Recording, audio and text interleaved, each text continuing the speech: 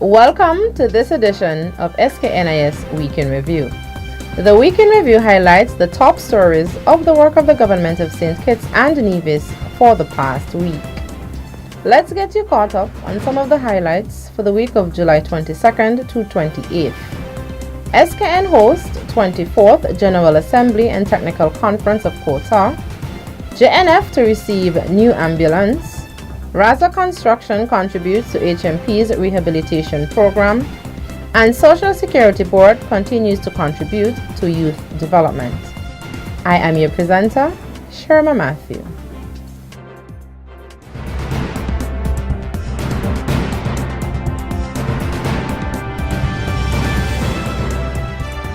A number of tax administrators from across the CARICOM region assembled in St. Kitts and Nevis from July 24th to 28th to attend the 24th General Assembly and Technical Conference of the Caribbean Organization of Tax Administrators, Quota, with the aims of encouraging deliberations on topical issues relating to the efficient mobilization of tax revenues to support growth process in member states, as well as to share experiences among tax administrators in the region. Deputy Prime Minister, the Honorable Sean Richards, stated that a conference of this nature is vital not only to St. Kitts and Nevis, but all member states within the CARICOM region. He made a clarion call for tax administrations to pay keen attention to their rankings in the World Bank Doing Business report as they strive to ensure that they are open and ready for business. This means that our countries must have an economic framework that attracts and retains investment that generates growth, creates jobs, and makes a significant contribution to the public finances. Facilitating this ongoing investment rests not just on the attractiveness of the tax system, but also on the certainty, stability, and predictability of the operations of its tax administrators. In short, the relationship between business and the tax administrators is fundamental to the appeal of the Caribbean as a place to do business. This means we must become more customer-centric in our operations, balanced by greater application of risk management in our practices. The conference was hosted by the St. Kitts and Nevis Inland Revenue Department and was built on the theme Promoting Voluntary Tax Compliance and Cooperation, a paradigm shift in tax administration in the Caribbean community. The Ministry of Health, in collaboration with Windsor University School of Medicine and Dr. Cameron Wilkinson, Medical Chief of Staff at Joseph Nathaniel France JNF General Hospital, raised over 100,000 Eastern Caribbean dollars to purchase a new ambulance for the JNF hospital.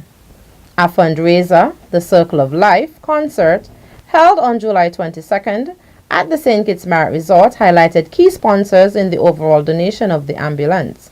Dr. Cameron Wilkinson, facilitator of the concert, made note of prominent sponsors that were able to make it possible for the purchase of the new ambulance. We thank our sponsors who have contributed financially or in kind to make this event a success. They are National Insurance, First Caribbean Bank, Scotia Bank, the National Bank, St. Kitts Nevis Island Homes, the Development Bank, National Insurance Company, Island Bakeries, the University of Medicine and Health Sciences, St. Kitts Nevis Football Association, TDC, Windsor University, Mojitos, and Marriott Hotel.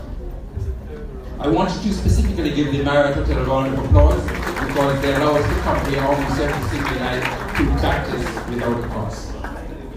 I also want to thank some doctors who contributed financially. Doctors Warner, Woodley, Jacobs, and C. Haley. We also need to thank Windsor University students for their time and effort coming out here night after night to practice, bearing in mind that this is their exam season and some of them have exams even coming up on Monday, but they took the time out to contribute to this event. My plan was to raise $100,000 this year to help purchase an ambulance.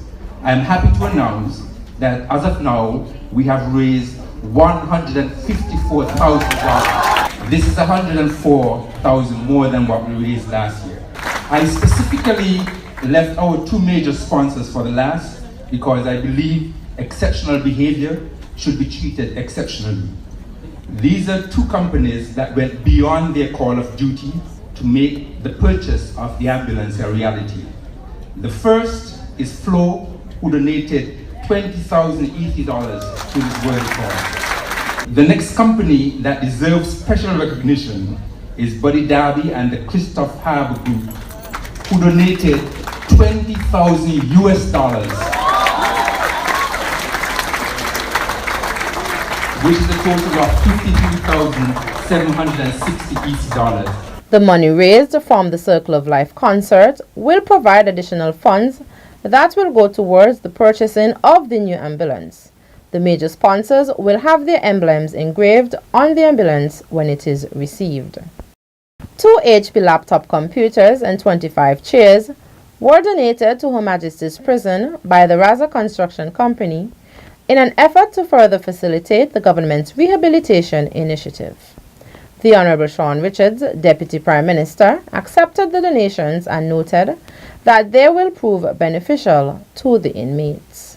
Not only are we serious in terms of our crime-fighting efforts, but we also recognize that our prisoners must go through a meaningful rehabilitation program. I want to say a very heartfelt thank you on behalf of the government and the people of St. Kitts and Nevis, and certainly on behalf of the inmates of Her Majesty's Prison. Minister Richards added that the donation of the computers will help the inmates with research and rehabilitation training to give them the necessary skills needed to reintegrate themselves back into society, and encouraged other businesses in the private sector to assist the government in the fight against crime. The St. Kitts Department of Culture welcomed the performance of the Lion King Antigua edition, which was held at the Sir Cecil Jacobs Auditorium at the Eastern Caribbean Central Bank on July 22nd and 23rd, and then in Nevis on July 25th, in collaboration with the Department of Culture in Antigua. Minister of Culture, the Honourable Sean Richards, welcomed the delegation and encouraged persons to support the production, as there are many benefits in which locals can reap. The minister strongly believes that the story of the Lion King has lessons for everyone. Minister Richards noted that creative arts are an important part of the Federation's culture and encouraged persons to use the production as an opportunity to build a career. The government stands ready to provide assistance, but I do believe that more of our own people need to take up the challenge, need to take up the responsibility to get involved in the performing arts. The government cannot do everything, but the government is here and willing to provide support for such initiatives. While we have given support to the production from Antigua to come here, of course we will be happy to support our own people. Minister of Culture, the Honourable Sean Richards. The St. Christopher and Nevis Social Security Board is continuing its quest in nation building through education by assisting 8 young persons through the Robert Manning MBE University Financial Assistance Award. At an awards ceremony held on July 25th at the Social Security Board room, Senior Minister and Minister of Social Security, the Honourable Vance Amory, said that it provides the recipients with the opportunity to develop their skills, expand their horizons, and become part of the next generation of leaders in St. Kitts and Nevis. It allows you also to pursue your dreams. And sometimes you're not aware of how much you can achieve until you get the opportunity. And this scholarship award is allowing you to explore, it's allowing you to grow, it's allowing you to dream, it's allowing you to provide you with the opportunity to really take that opportunity which is there through tertiary level education to become the best that you can become. Senior Minister Amory stated that it is noble testament to Social Security that it continues to see the potential of young people and the necessity to invest in them so that they can contribute to their nation's ongoing development. The 8 awardees this year are Kristen Springett, Joseph Williams, Ron Brooks, Hadia Dolphin, Karen Eddy, Richie Morton, Sheriel Forbes, and Azuri Liebert.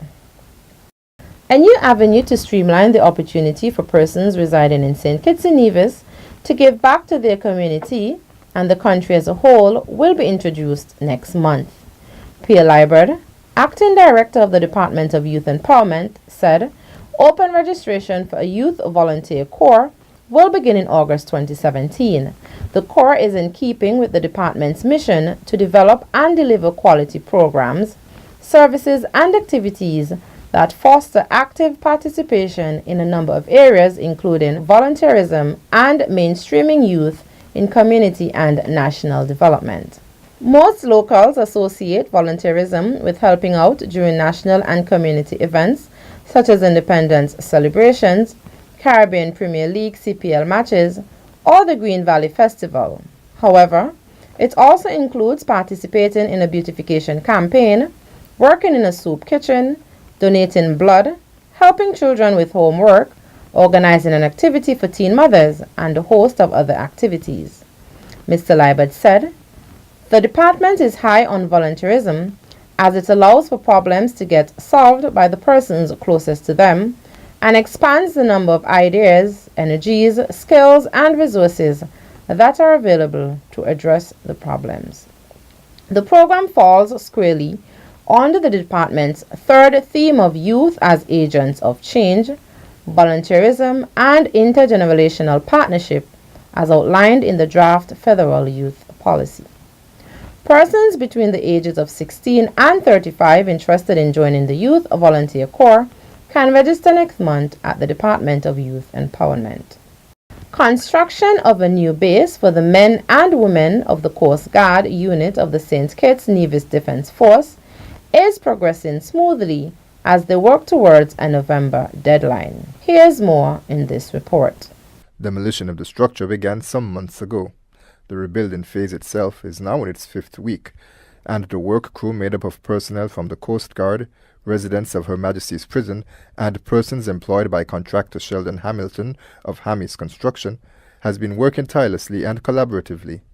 The building has been expanded and divided into 3 sections. The first section will feature office spaces, barracks, operations room, and a mess hall to accommodate cooking and dining. The second section contains an engineering and electrical workshop where maintenance of the vessels and other equipment can be performed, as well as a canteen to sell goods to the men and women on base. The third section, which previously was owned by another agency, was reassigned for the Coast Guard purposes and will serve as a storage area. Midshipman Kenish Garnett, the acting executive officer of the unit, said the facility will be a great improvement over the previous structure. The existing structure before was only half of this entire building. The forefront was basically empty. We had a board infrastructure at the back, and due to termite infestation, we had to move from here and renovate the entire existing structure. And then, because of the initiative from the government, they actually gave us the middle section of the old sugar factory building that they used to store tires in. So now we have a new structure on this end, and the outer portion is completely new. Midshipman Garnett commended the work crew and said that the Coast Guard members are eager to move into their new home. Thanks, Ian. Thanks for viewing SKNIS Week in Review. I am Sharma Matthew. See you next week as we continue to update you, the general public, on what's happening in and around the Federation.